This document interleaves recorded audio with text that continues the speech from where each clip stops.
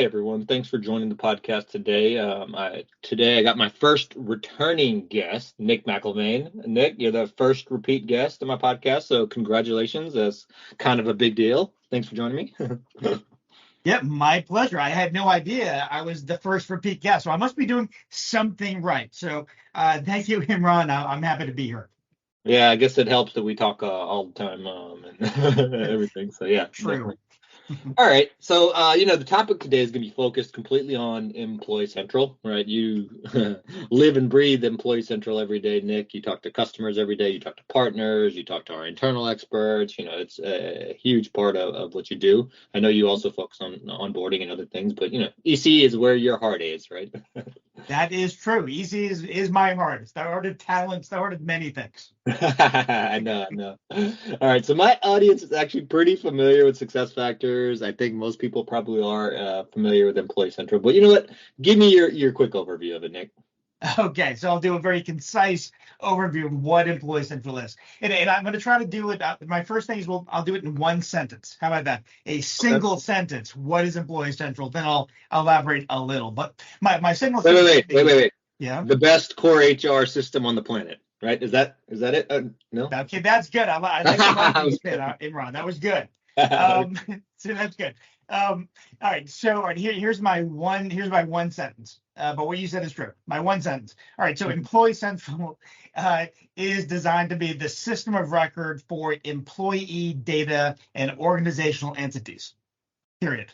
Okay. So Okay. that's kind of my single sentence. Now, I do want to talk about the fact that we call the product Employee Central, but it is designed to handle total workforce management, which might include contractors and contingent workers and seasonals and volunteers and retirees. It could be lots of things. There are many different types of workers, but yeah. Right. So on the employee side, Employee Central can do the entire life cycle, hire to retire, and everything in between, and then handle some of the more complicated stuff like concurrent employment and global assignments and apprentices, things like that. And then on the organizational side, yeah, EC is the system of record for organizational entities. So you have positions and job classifications and salary structures and locations and departments and so forth. And we have some visualization tools for both the workforce and at the organizational level as well. So I can see how my departments and cost centers roll up to one another. So we've got some great visualization tools at both the employee level and the organizational level. Yeah. And of course, it's the best HR system in the world. Yep. Got to add that nugget in. So, Exactly. we talked earlier about that being, kind of the core or the heart of things. And I know that's something that we talked about on the last podcast I had you on was, how Employee Central is the key to a lot of things, right? Because it is that source of the data. Not only do other systems like your onboarding and your recruiting feed that, but then everywhere else gets that as the source employee data, right? And I like that you talked about the contingent workforce and the others that are, because I think that's often something that people either forget about or consider kind of later in the project, for sure, too. Yeah, no, that's exactly right. Yeah, and we have so Employee Central, it's really the heart of everything because every organization needs an HR solution. Every organization needs to know, well, who are my people? And then every corporate system needs that data too. So Employee Central, it's the heart of our talent management suite, but it's also the heart of the SAP ecosystem as well. So if I have S/4HANA, I need HR data. If I have Concur or Ariba or Fieldglass, I need HR data. Every corporate system needs HR data, and that's what Employee Central does. Yeah, for sure. I mean, even from my standpoint, right, I'm focused a lot on time and payroll solutions. Well, you can't enter the time unless you know about who the employee is, and you can't pay them without a lot of HR data. So even Right. that standpoint too.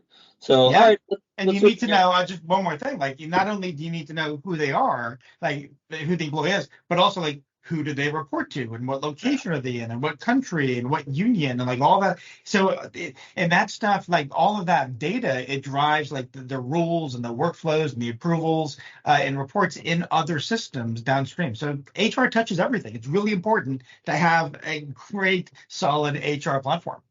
For sure. For sure. And I know like there's always an aspiration for companies to have a single, if they're a global entity, then a global HRIS system. So I know sometimes though it's pretty overwhelming to do an entire HR project, right? For me, I implemented SAP on-premise, and so I still often talk to a lot of on-premise customers, and there's a lot to it. There's a lot of reasons why a customer might pause or push or put that on hold, right? They might be going through an acquisition. They're actually pretty busy with the day-to-day operations, their internal change management or politics or complications, right? And so this is not only true of big companies. Even when I talk to our mid-market customers or prospects, right, they tend to have less dedicated resources on the IT side and HR side, and that also usually means smaller budgets for these projects, right? So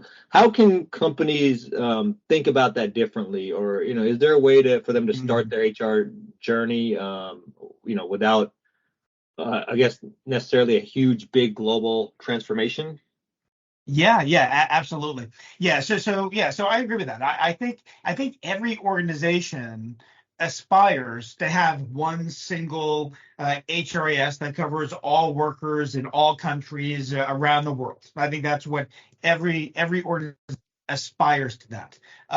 But a lot of them, they're not there yet.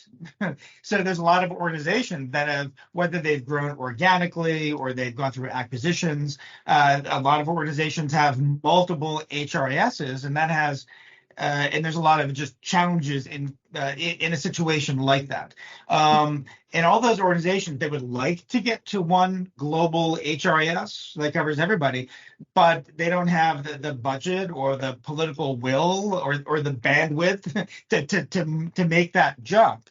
But they don't have to, and that's really what I wanted to talk about today. Is that it doesn't have to implement Employee Central globally. It doesn't have to be a big bang, rip and replace kind of a project. It could be, and some customers go down that route, but it doesn't have to be. You don't have to start there. You can start small and just kind of focus on where the pain is, and eventually get to that desired end state of having one HRIS that covers all workers, all countries, all legal entities. Yeah. Okay. So let's jump into that a little bit more. So, like, give me some real examples of that, right? Because of course, everyone wants the global platform because you want to be able to get a singular headcount report easily, right? I mean, that's one of the goals of I know exactly how many people I have, and then across those legal entities and things. And so, sometimes that might even seem unachievable. So if I hear you right, what you're saying is, okay, maybe we can kind of start this project in different ways. So give me some of that specifics of that. What are different ways that you see EC being implemented that you've seen actually with like some of our customers? Sure, yeah, can do. All right, so let's take Acme Industries as an example. So a fictional organization, they've got 10,000 employees, they're in 30 countries, and they're trying to figure out their HR strategy. So it could be in that organization, they're US centric. They started in the US and then they went global. So they've got 10,000 employees. 7,000 of them are in the U.S. and the other 3,000 are scattered around the world in 29 of the countries.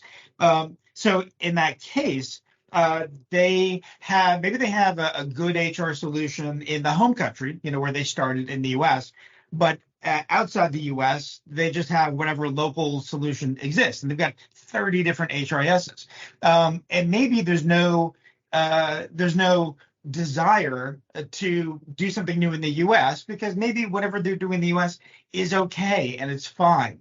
But the pain is that they've got 30 HRISs and every other country does its own thing. And that in that environment, what they could do is they could leave the US alone and just implement EC in the 29 other countries. So they could just keep whatever they've got in the home country and implement EC elsewhere. So in that case, for Acme Industry, instead of having 30 different HRISs, at the end of the day, they have two. They've got one for the US because it's okay, things are fine in the US. The pain was outside the US. So we can solve for that.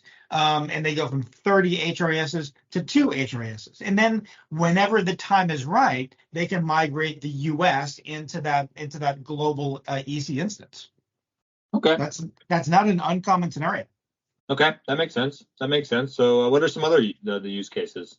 Sure. Yeah. There's quite a few different ways that Employee Central could be used as a journey. To solve for specific pain points. So, all right. So I'll continue that same example. So Acme Industries, they're 10,000 employees, 30 countries, and maybe they've got a pretty good HR system in the U.S.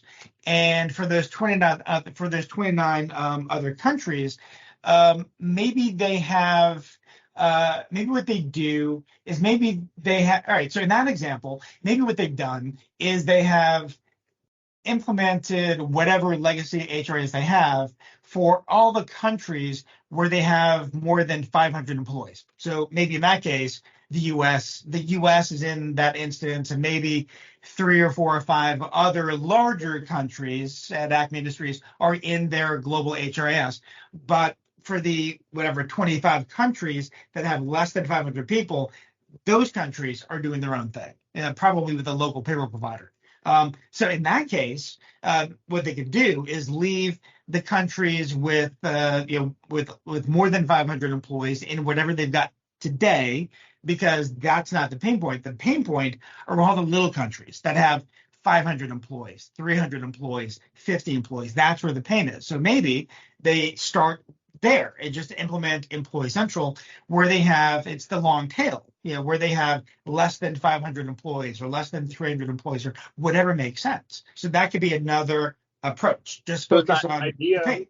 Is the idea there? I mean, when you really think about like smaller companies, a lot of times, when you first start out, you don't really have a HR system of record in many cases, right? You just have, manage your day-to-day operations and things like that. And so if that's the case in many different places, then I think what could make sense, because, it's also to some degree hard to get business case justification for implementing the HRIS in just a few small countries. But if you kind of group that up, then there's a case to be made of, hey, we have these different countries and people in it, and let's go ahead and implement this HRIS. And I think there's value to be had even from that standpoint of having one for all those other places, but even in terms of feeding all the payroll country versions that you have and different things like that too. Right. No, exactly. No, I think that makes a lot of sense. Yeah, that makes sense. And then, I know another one that I'm just thinking about is for, maybe certain parts of the organization, right, based upon what they might already be doing today. Is that another one that you see? Yeah. And actually, one more thought on the smaller countries too.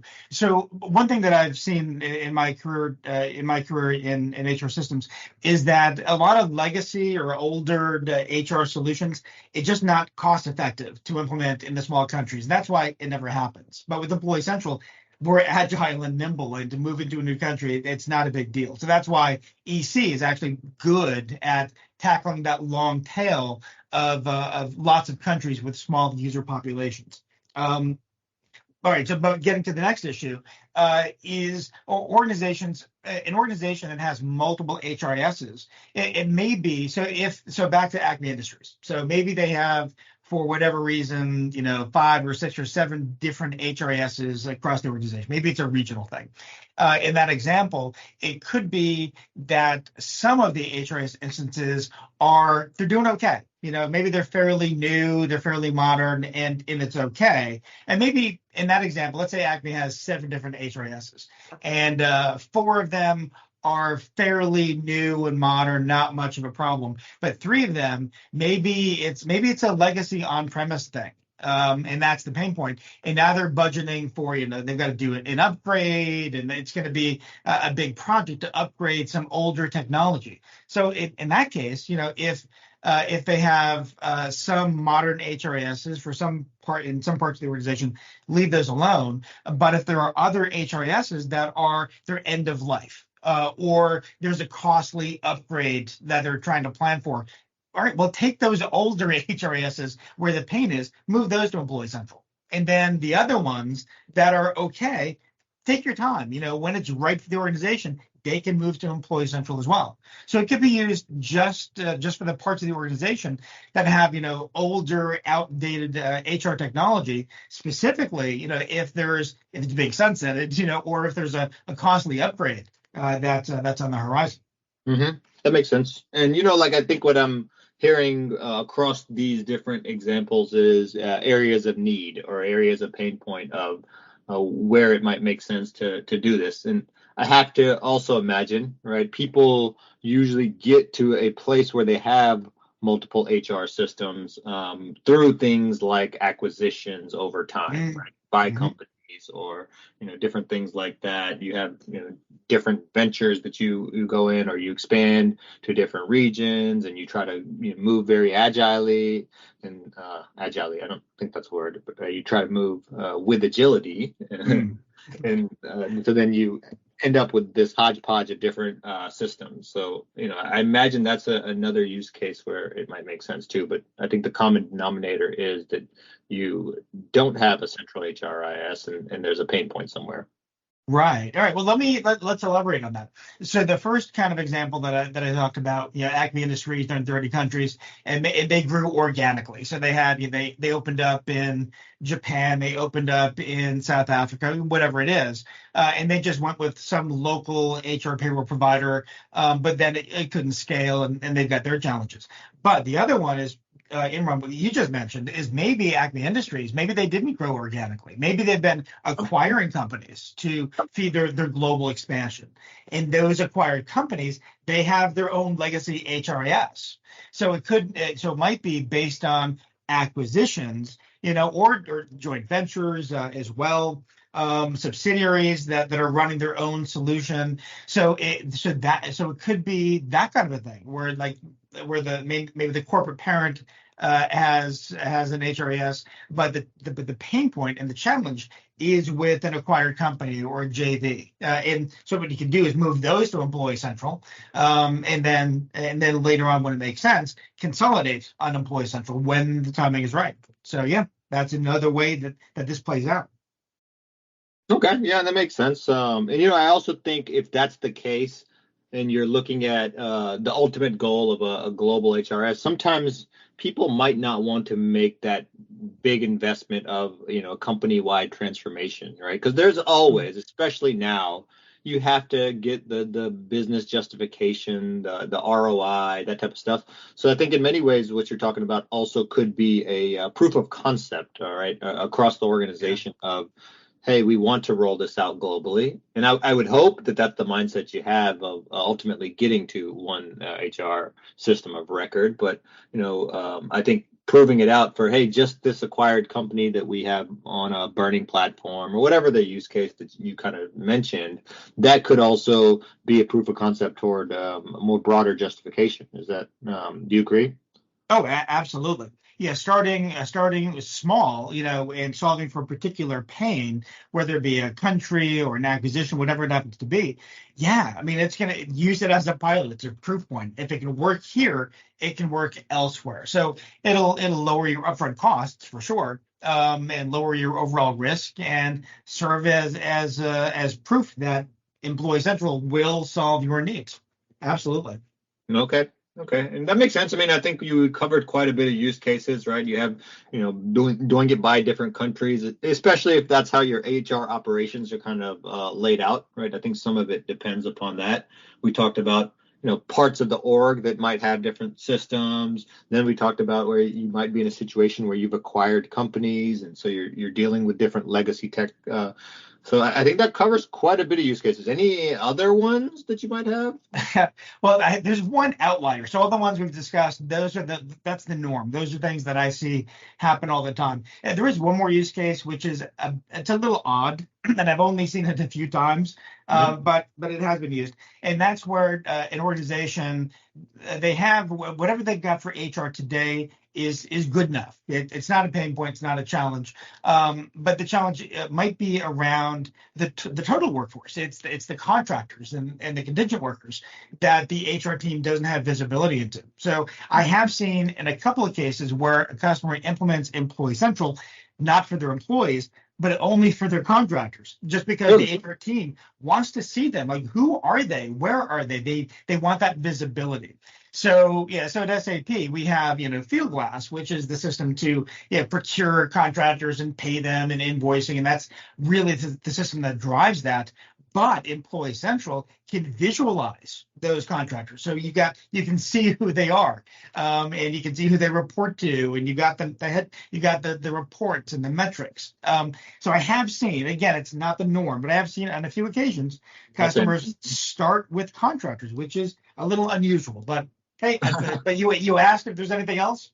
Well, that's the last one I can think of. With that one, I would imagine that it has to be someone whose existing HR platform just can't really handle contractors for one reason or another. Because, I think the obvious use case is if it could, they would just put them in that system, or I would imagine so at least. Yeah, I think, it's probably that whatever system they have can't do it. Or maybe for risk or legal reasons, they really want them in two separate systems, but the HR team still wants access. A bit unusual, but hey, I thought in this podcast, because I'm your first repeat guest, I wanted to add some value and talk about some of the stranger use cases that I've seen. I like the off the wall stuff.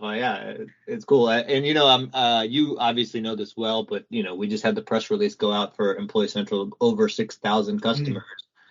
Quite a big deal. And within that, I guarantee we have a lot of different customers doing a lot of different things. So I think it was a good discussion about, you don't have to necessarily start a big global project, and there are use cases where you can start a little bit smaller, hopefully always with the intention of moving to one global platform, right? Because that's really where the value is.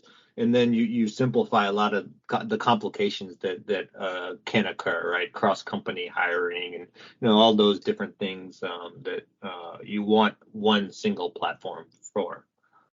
Absolutely. If you have more than one HR system, you've got challenges. So every organization wants to get to one, because that solves, it reduces a lot of complexities and solves a lot of problems. But you don't have to start there. That's the end state. It doesn't have to be where you begin. You can start small. Focus on the pain. All right, sounds good. Well, you know what? I'm going to give you a wild card question, Nick. Give me your earliest memories of Employee Central. Oh, that is dangerous. Because okay, so that's dangerous. I caught you off guard there, huh? Yeah, all right, you got me by surprise. That's a wild card. All right, I'm going to go way back to before Employee Central even existed. Okay. So this is going back to, God, what was it, 2008 or 2009?